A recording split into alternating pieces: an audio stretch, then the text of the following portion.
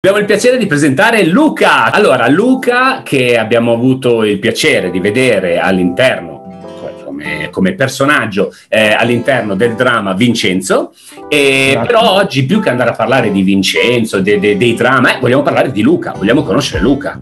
Sono partito all'avventura e da solo sono andato in Corea e ci sono rimasto. Wow, vabbè, che meraviglia. Non c'erano tantissimi stranieri e soprattutto tantissimi italiani, quindi ho avuto l'occasione di fare tantissimi lavori per quanto riguarda video musicali, modello, pubblicità, robe varie.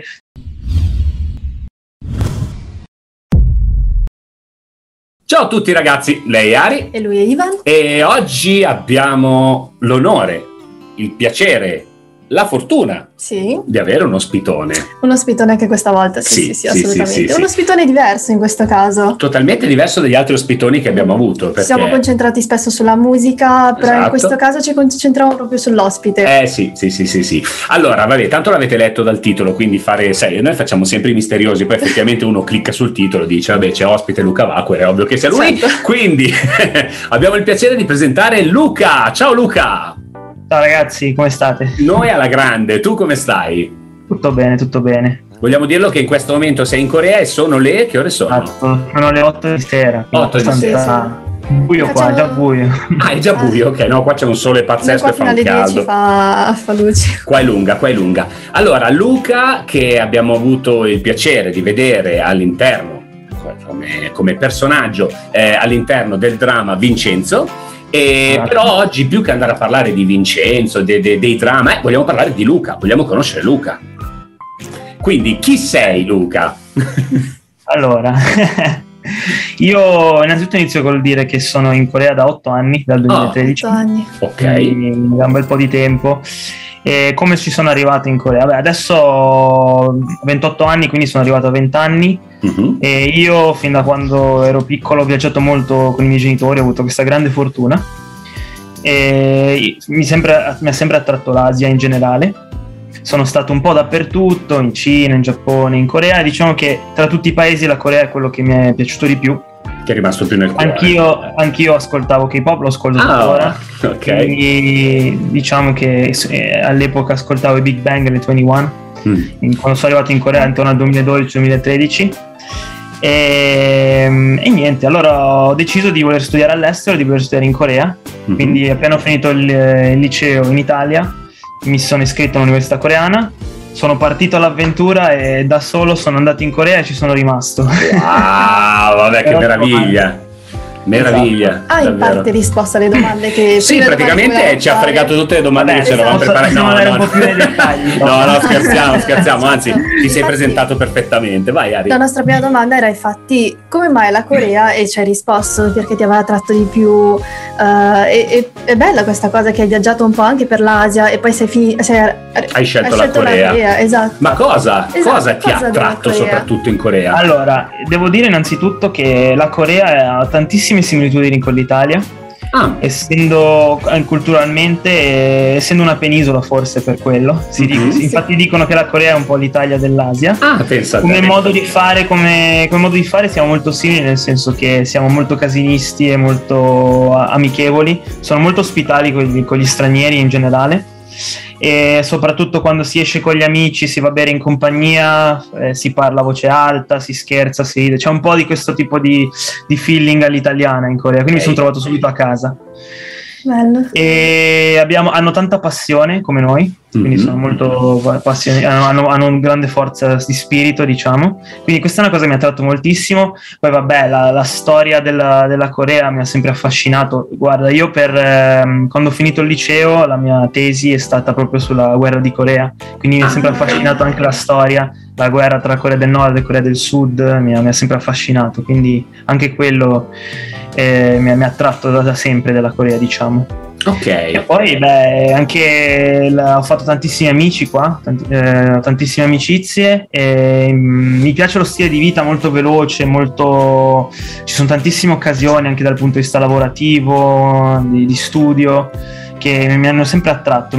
La vita in Italia quando ho finito il liceo mi stava un po' stretta, un po' lenta, mentre la Corea è molto più veloce per l'avanguardia. Poi io, avendo studiato ingegneria informatica, la Corea dal punto di vista della tecnologia è molto più avanti. Che offriva occasioni, certo.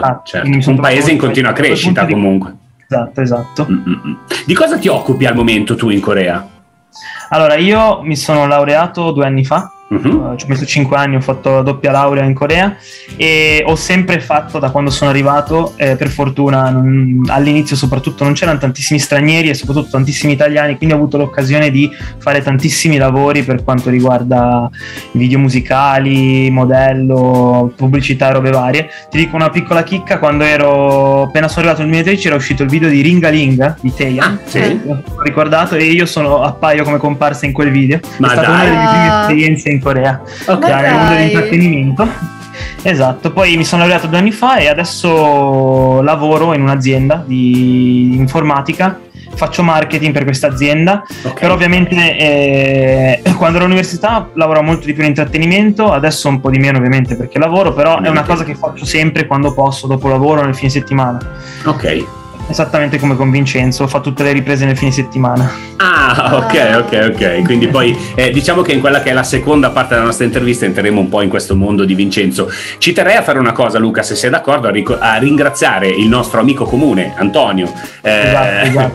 che ha creato questo ponte, questo legame. Quando mi ha mandato il messaggio ero abbastanza incredulo, cioè in senso veramente felice. Ti ricordi, Ari? Sì. Sono corso a dirtelo perché era veramente una cosa di cui siamo molto contenti. Bene. Se posso dirti una cosa che ci ha fatto molto piacere, siamo ancora più contenti di aver visto che persona sei, anche se solo via messaggio fino ad oggi, però sei stato splendido dal minuto 1 fino ad adesso. Grazie. Quindi grazie veramente. No, davvero. Piacere per me. Perché sai che al giorno d'oggi è sempre un po' una scommessa avere a che fare con le persone, no? Invece siamo caduti in piedi. Allora, quindi in Corea da 8 anni. Da 8 anni, sì. Modello, partecipazione nei video, ovviamente avremo messo l'inserto del video dove si vede lui, perché poi noi lo andiamo a cercare ovviamente, certo. E ti si vedrà. Una domanda che faceva Ari, un po' ci hai risposto ma più o meno in parte, perché poi ci hai detto che all'inizio conoscevi pochi stranieri in Corea. Esatto. Com'è la comunità italiana? Cioè tu frequenti prevalentemente persone italiane o coreane, e comunque come siamo visti in Corea? Allora, italiani li frequento un po', ma la comunità italiana in Corea è veramente piccola. C'è ovviamente, però diciamo che è talmente piccola che probabilmente conosco il 90% di italiani in Corea. Ok. E non so se conoscete lo youtuber Soul Mafia. Sì, certo, Marco. Sì, anche lui lo conosco ancora prima che avesse iniziato YouTube, siamo stretti, quindi per farti capire. Okay. Sì, è proprio piccolo, quindi la comunità. Diciamo che eventi ci sono, ogni tanto fa qualche evento l'ambasciata e lì riusciamo a incontrarci, però diciamo che la maggior parte degli italiani in Corea sono o studenti di scambio, quindi stanno qua per poco tempo, oppure sono gente che lavora per grandi aziende tipo Gucci o Barilla, queste cose qua.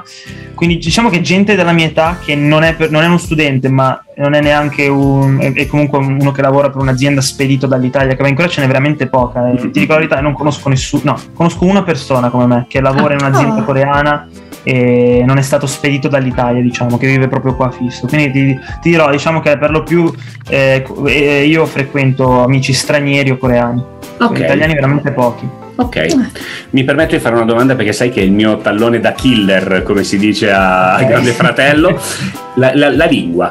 Quanti problemi o difficoltà hai fatto ad imparare la lingua? È chiaro che sul campo sarà più semplice, ma per me che non riesco, non una parola ho imparato, cioè zero. Com'è stata? Il coreano è una delle lingue più difficili al mondo per gli europei. Insieme all'arabo, ho letto che l'arabo e il coreano sono i più difficili perché la grammatica è completamente diversa, hanno delle regole grammaticali che sono proprio difficili da capire all'inizio, e anche stando sul posto è veramente complesso perché diciamo che anche i vocaboli sono difficili da pronunciare, c'è tanto da capire, da imparare. Ovviamente stando sul posto si impara tanto. Ho fatto tante difficoltà soprattutto all'inizio perché l'università l'ho dovuta fare, purtroppo ho avuto tantissime classi in coreano in cui mi sono dovuto arrangiare, quindi è stata molto dura. Adesso posso dirvi che ancora adesso dopo 8 anni non mi sento così padroneggiante, però ovviamente lo parlo tranquillamente con gli amici, dipende dal contesto, ho qualche difficoltà, però in generale lo parlo. Ci ho messo veramente tanto a impararlo, quindi non ti preoccupare se ce la posso fare. Se hai difficoltà, ce l'hanno avute tutte, soprattutto da italiano, è veramente una lingua complessa, quindi è veramente difficile. Ce la farò allora, grazie, mi hai tirato su di morale, veramente. Allora, Ari, c'era quella bella... No, ma guarda, il progetto c'è, è il sogno e ce la farò assolutamente. Ari, c'era quella bella domanda la cosa più bella, quello che manca. Sì, perché diciamo che ce l'hai un po' raccontato anche tu, il fatto che sei arrivato a un punto della tua vita in cui magari era troppo lenta la vita in Italia, sei arrivato in Corea, insomma sei stato stravolto dalla vita coreana, ma dopo 8 anni cos'è che ti manca dell'Italia e cosa invece apprezzi molto della Corea? Allora, cosa mi manca dell'Italia? Ti dico la verità,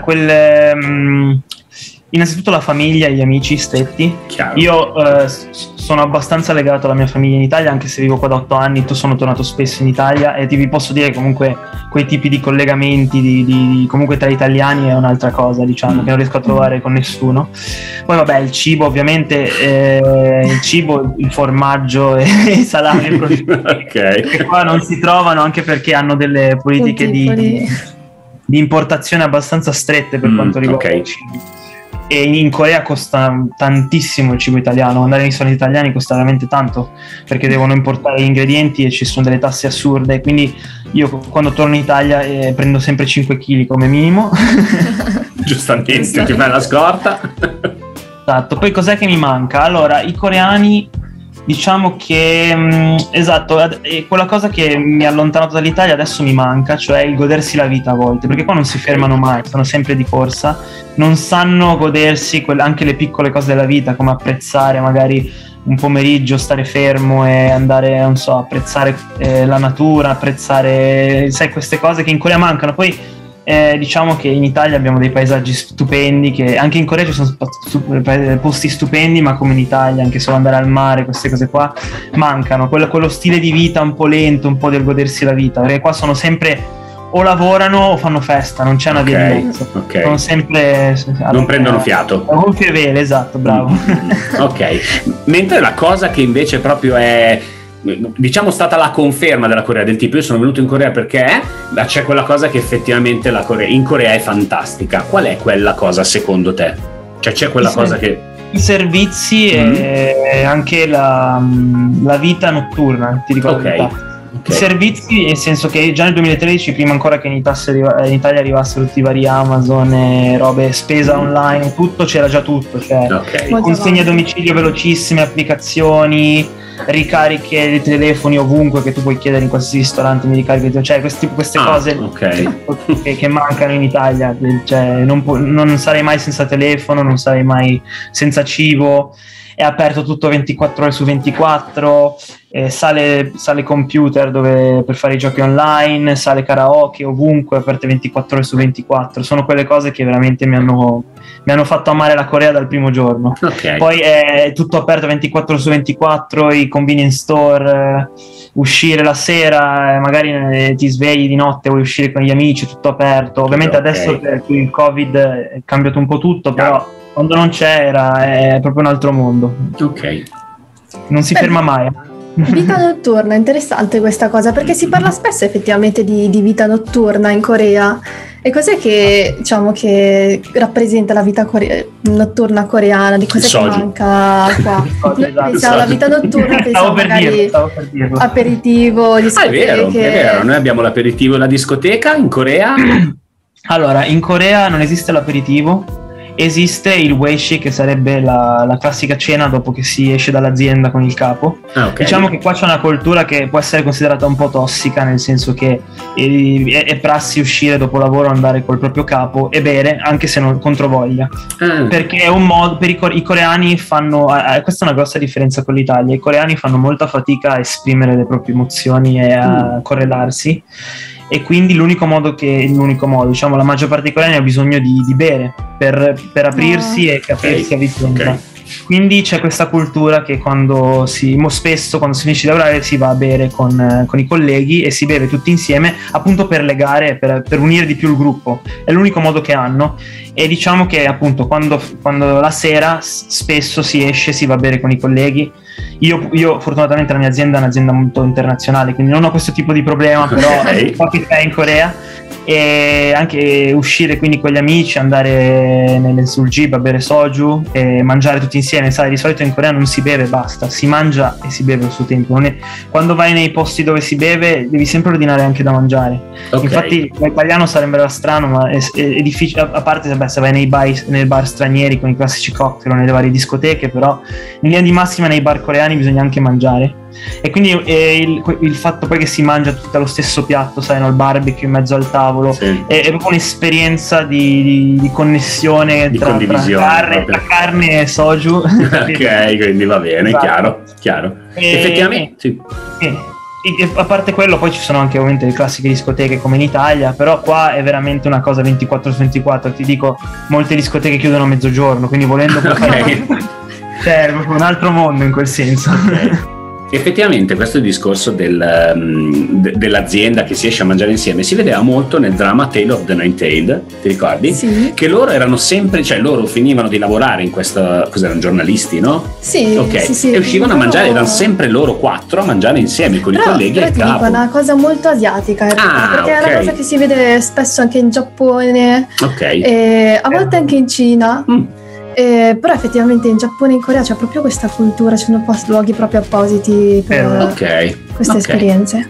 Allora, diciamo che in questa fase di intervista abbiamo conosciuto un po' di più Luca come persona e le sue esperienze in Corea, ma ci vogliamo addentrare in quella che è la sua esperienza come attore, perché se abbiamo la fortuna di averlo qui oggi è perché lui lo abbiamo conosciuto come attore. A casa di Emilio. Sì, consigliere. Ciao a tutti ragazzi, se volete scoprire di più sulla Corea o sullo showbiz in Corea e sulla mia esperienza, venite a seguirmi su K-Pop Italy. Sono Luca Vaquer e ho partecipato al dramma Vincenzo.